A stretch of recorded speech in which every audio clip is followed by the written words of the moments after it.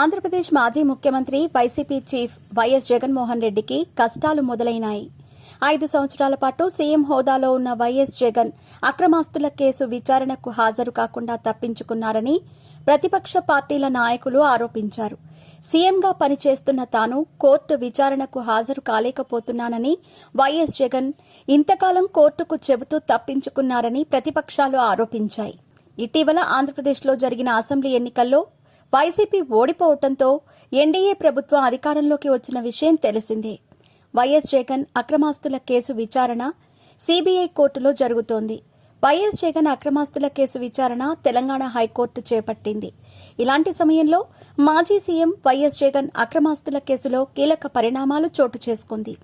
CBI కోర్టులో ఉన్న Jagan అక్రమాస్తుల case రోజువారీ విచారణ చేపట్టాలని తెలంగాణ హైకోర్టు ఆదేశాలు జారీ చేసింది. హైకోర్టు ఆదేశాలతో సీబీఐ కోర్టులో ఉన్న మాజీ సీఎం వైఎస్ జగన్ అక్రమాస్తుల కేసు రోజువారీ విచారణకు రంగం సిద్దమైందని తెలిసింది. వైసీపీ అధినేత వైఎస్ జగన్ అక్రమాస్తుల కేసుకు సంబంధించి గతంలో హరిరామ జోగయ్య హైకోర్టులో పిటిషన్ దాఖలు చేశారు. హరిరామ జోగయ్య వేసిన పిటిషన్ విచారణకు వచ్చింది.